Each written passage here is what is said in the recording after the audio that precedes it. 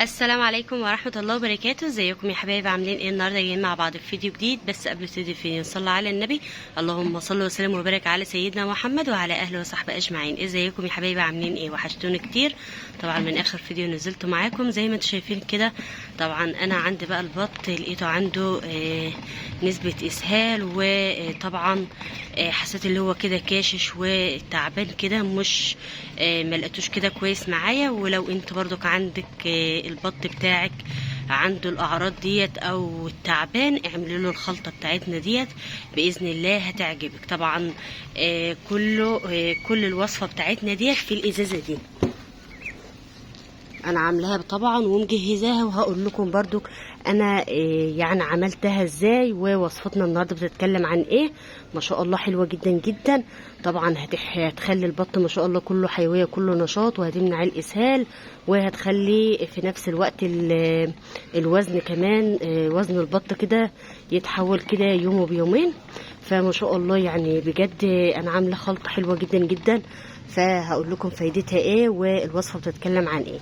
فطبعا السر في الازازه ديت، وهنشوف الازازه دي فيها ايه وازاي هتخلي البط معانا كله حيويه وكله نشاط. اول حاجه لازم نخلي البط قبل ما نعمل الوصفه بتاعتنا او الخلطه بتاعتنا لازم نكون مجوعينه. لو احنا هنعمل في الوصفه بتاعتنا في المشروب نبتدي اللي احنا نعطشهم، لو هنعملها في الاكل برضك نجوعهم عشان يقدروا اللي هم يستفادوا من الوصفه بتاعتنا. فزي ما انتم شايفين كده طبعا انا بقى ايه هبتدي ان انا اغسل السقايه وانضفها. لازم اهم حاجه ننضف السقايه بتاعتنا ونظبطها، عشان طبعا البط بيبقى يعمل ريم كده في قاع السقايه، فده كله مكروب. فاحنا بقى ايه عايزين يعني كل سقوه كده نسقيها له طيورنا لازم نغسلها كويس من الميكروبات والحاجات دي. تمام. تعال بقى نشوف الوصفه بتاعتنا باذن الله هتعجبكم. قبل ما اقول لكم على الوصفه، اهم حاجه الشمس كل حاجه. لازم نعرض البط بتاعنا للشمس عشان العظم يكون فيه كالسيوم، لان الشمس كلها كالسيوم وحديد، فبتخلي البط معانا كله كالسيوم وحديد، وبتنشط البط عندنا، وفي نفس الوقت بتخليه كله حيويه كله نشاط، وبتمنع عنه الاسهال. فيا رب كده الكساح قصدي، فبتخليه في العمر ده بيبتدي اللي هو يكسح معانا. فاحنا لا، لازم نخلي بالنا من البط بتاعنا، لان هو داخل على مرحله الكساح، فاحنا ما احناش عايزينه يحصل كساح او اسهال او مشاكل في الوزن. فاحنا باذن الله وصفتنا النهارده حلوه جدا جدا لاي طيور عامه. ف اعملي الوصفه ديت وادعي لي، بجد حلوه جدا جدا. بس بالله عليك اعملي اللايك والاشتراك فضلا وليس امرا. وطبعا عايزاكي بقى تكتبي لي كومنت حلو عشان افضل مستمريه معاكي وانزل فيديوهات دايما. تعالوا بقى نشوف الوصفه بتاعتنا. اول حاجه طبعا انا جبت بقى معايا العلفه بتاعتي. طبعا دي علفه نامي. في ناس كتير سالتني انت بتاكلي العلفه بتاعتك علف ايه؟ علفه نامي. تمام. فطبعا ده ايه هبتدي بقى اقول لكم بقى احنا حطينا وديت الخلطه بتاعتنا. طبعا بعد ما انا صفيتها في المصفى كده وعملتها كده حطيتها في ازازه، لان انا عامله الوصفه بتاعتي ديت على رتل ميه. تمام. بعد كده بقى ايه هبتدي ان انا احط لهم الاكل الاول. اول حاجه انا جبت بقى عشان برضو تشوفوا الوصفه الاول، جبت بقى معايا ليمونتين، ومعايا 4 معالق شاي. 4 معالق شاي اهو، 4 معالق شاي، وحطيتهم كده على النار على رتل ميه. ومعايا ليمونتين، ومعايا حبه البركه، ومعايا القرنفل. حلو جدا جدا اللي بتقضي على الاسهال. كل نوع ليه فايدة. تمام. ليه فايدة للبط. وبعد كده بعد ما انا غليتهم كده لمدة 10 دقايق في رتل مية، بعد كده بقى سبتهم ما يبرد وعبيته كده في الازازة، وهبتدي اللي انا بقى ايه احطهم للبط. الشاي حلو جدا جدا، بيفرق مع البط بتاعنا. هنبتدي بقى ايه، اول حاجه كده احط بقى الخلطه الجميله دي. بعد كده ايه، اما انا صفيتها قلت بقى مش هرمي بقى الحاجات دي، لا انا بقى ايه هجيبها كده على العلفه بتاعتي، وابتدي اللي انا ايه اخلطهم كده في العلفه بتاعتي. كلتها فايده وكلتها فيتامينات وكلتها اكل بكتيريا، وبتمنع كل حاجه، لان هي فيها ليمون وفيها شاي وفيها حبه البركه وفيها قرنفل. تمام.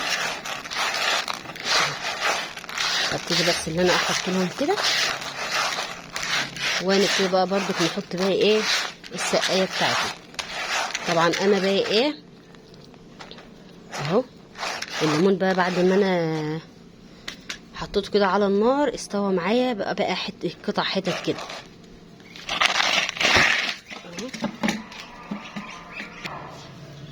بعد كده بقى ايه انا غسلت السقايه زي ما انا قايله لكم كده ونضفتها كده، وببتدي ان انا احط الرتل الشاي ده. طبعا بقى ايه زي ما انا قايله لكم كده كل ليمون وحبه البركه والقرنفل والشاي. فابتدي ان انا احطه بقى كده، وما حطيتش عليه بقى ايه، سبته مركز كده زي ما انتم شايفين، ما حطيتش ضفت عليه ميه خالص. يعني لما انا غليته كده على النار 10 دقايق قمت كده بقى ايه سايباه لحد ما يبرد، وبعد كده حطيت عليه. بس مش هحط عليه بقى ميه وازوده، لا انا عايزاه مركز عشان البط بتاعي يستفاد منه. بجد الوصفه ديت جباره، هتفرق معاكي للبط بتاعك، وما شاء الله كلتها حيويه وكلتها نشاط، وبجد حلوه جدا جدا. كده انا بقى ايه فصلت الفيديو كده على بس ما اقلب السقايه، لان انا اللي بصور. فما شاء الله الشاي برضك فايدته حلوه جدا جدا، مطهر معوي، وبينظف بينظف الجراثيم والميكروبات اللي في بطن البطه، وحلو جدا جدا، بيقضي على الاسهال، وبيخلي البطه ما بيكونش عندها اسهال، بيخليها عندها امساك. فبالتالي كده البطه هتبقى ما شاء الله حلوه جدا جدا. وفي نفس الوقت القرنفل حلو جدا جدا، فايدته منشط مناعة، وفيه فيتامينات دي وفيتامينات سي، وفي نفس الوقت بيرفع المناعة وكله بروتين. يعني ما تستهونيش بالقرنفل، حلو جدا جدا. وحبة البركة لزيادة الوزن، وما شاء الله حلوة جدا جدا لأي طيور عامة. لو حطيتيها لأي طيور عندك ما شاء الله بتزود الوزن ولرفع المناعة، وحلوة جدا جدا زي ما أنا بقول لكم. والليمون منشط معوي، وبيشيل اي جراثيم، بيشيل اي ميكروبات. الليمون زي ما احنا عارفين فايدته حلوه جدا جدا، بيشيل اي جراثيم، فايدته حلوه جدا جدا الليمون. فاما بتحط بقى الخلطه الجميله ديت على بعضها كده بجد بتفرق مع البط معانا، وما شاء الله بتبقى زي الفل زي ما انت شايفه كده ما شاء الله.